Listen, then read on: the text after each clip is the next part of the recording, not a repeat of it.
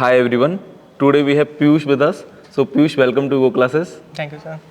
Piyush has secured All India Rank 1. Yes, you heard it right. It's All India Rank 1 that Piyush has secured. So Piyush, would you like to introduce yourself? Like, I mean, how many marks you have got, and whether you are course enrolled student, test series enrolled students, like that. Would you like to introduce? Hi, my name is Piyush Kumar, and in Gate 24 I secured All India Rank 1. This was my second attempt to get, and I am a complete course enrolled student of Go Classes, and test series में भी enrolled था मैं. Okay. Okay. So you were enrolled in test series and complete course both. Yes, sir. Okay, great. तो आपने course के कितने videos देखे थे फॉर एग्जांपल, मतलब ऐसे आई एम जस्ट सेइंग कि आपने स्किम थ्रू किया था, डिटेल में सारी वीडियोस देखे थे कोर्स के? या ऑलमोस्ट सारी वीडियोस मैंने देखे थे. Okay okay.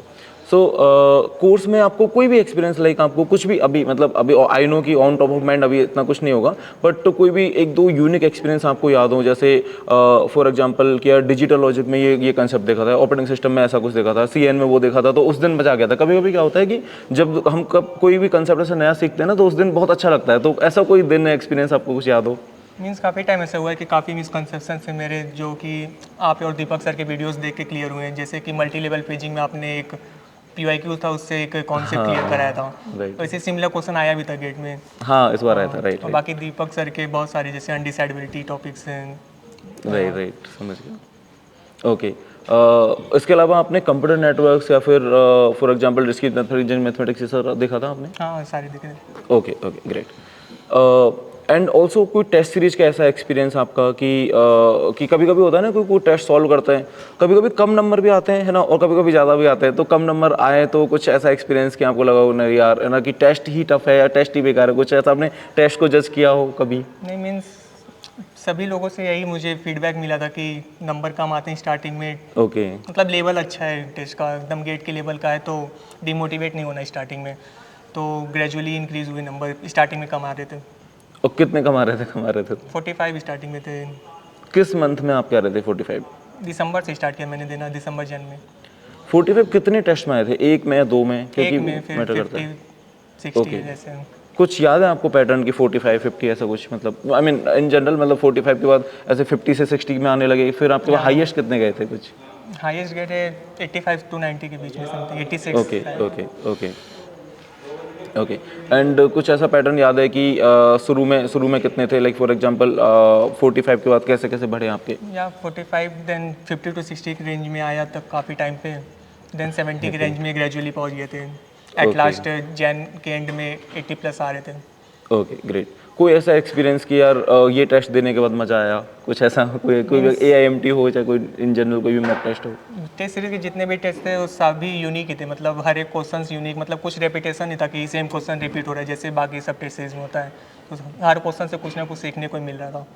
राइट. एक्चुअली वो काफ़ी टफ भी होता है इस टाइप के क्वेश्चंस बनाना, कि आपको हर क्वेश्चन ही यूनिक बनाना हो, वो काफ़ी टफ जॉब भी है. बट या थैंक्स फॉर योर फीडबैक कि हाँ वो like we were able to achieve it, कि हाँ हर क्वेश्चन कुछ यूनिक था. Okay, coming back to the course. आपने कोर्स में फॉर एग्जांपल आपने मेंशन किया मल्टी लेवल पेजिंग, ये सब कुछ. Let me ask any specific course, for example आपने अगर CDS एल्गो में से कुछ देखा था? हाँ. ओके, कुछ सी प्रोग्रामिंग से मैंने स्टार्ट किया था. ओके. गो क्लासेस से.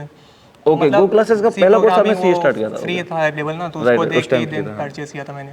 अच्छा, ओके ओके. हाँ, उस टाइम फ्री था. अभी हमने इंजीनियरिंग मैथमेटिक्स और डिस्क्रीट मैथमेटिक्स फ्री कर दिया है. हाँ, आपने जब सबसे पहले स्टार्ट किया था. Okay, got it.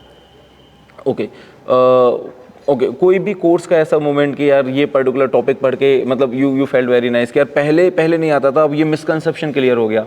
Mean C programming मैंने पहले काफ़ी बार पढ़ रखी थी, कॉलेज में भी और एक्स्ट्रा भी. पर आपका जब कोर्स देखा तो उसमें 50% चीज़ें तो नई मुझे पता लगी. तो लगा कि अब हमें पहले लगता था कि सब कुछ तो आता ही है, इस बार सेकंड अटेम्प्ट दे रहे हैं तो बस रिवीजन की ज़रूरत है. हाँ. पर उसको देखा तो फिर लगा काफ़ी ज़्यादा गैप्स हैं, तो उसको फिल करने के लिए दोबारा देखने पड़ेंगे lectures. Okay okay.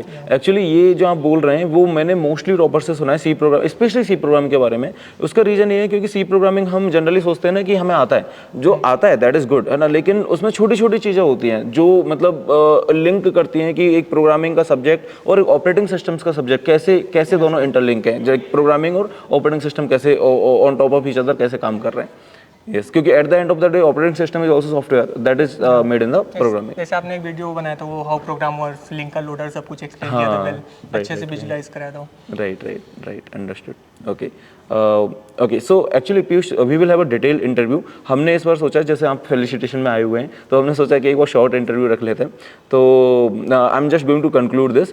Before this I would like to just ask you overall experience of Go Classes from the day that you started learning from Go Classes till the day that you got AIR 1, because I remember कि जब rank आई थी, जब result आया था, तब एकदम result उस दिन पता नहीं होता ना कब आएगा, 5 बजे आएगा, 6 बजे आएगा, 7 बजे आएगा, पता नहीं होता। तो जैसे ही रिजल्ट आया था उसके बाद मुझे लगता है कि आपने अपने पेरेंट्स को कॉल किया होगा, उसके बाद फिर मुझे पहले दीपक सर बोले थे मेरे को कॉल करना, तो उनको कॉल करे तो वो उठा नहीं पाए, तो आपको करे थे फिर call. Okay, great, thank you so much Piyush. Okay, हाँ, उस टाइम पे एक्चुअली मैं मार्केट में था और जैसे आपको कॉल आया, I was very happy and in fact like I told to my parents, my family members कि Piyush has got AIR 1 this year and that is from Go Classes. Thank you so much Piyush. Okay, any message you like to give to aspirants, कि आपको लगता है कि future aspirants, क्योंकि since you have got AIR 1 and आपके marks कितने थे Piyush? Sorry I forgot to ask. Unnormalised marks 90 थे, नॉर्मलाइज्ड होके 91.07। सेट कौन सा था आपका? सेट 2। ओके, 90.07 91, 91.07 ओके, 91.07 और 90 आपके अनरोलमेज थे। ओके, सेट 2 में।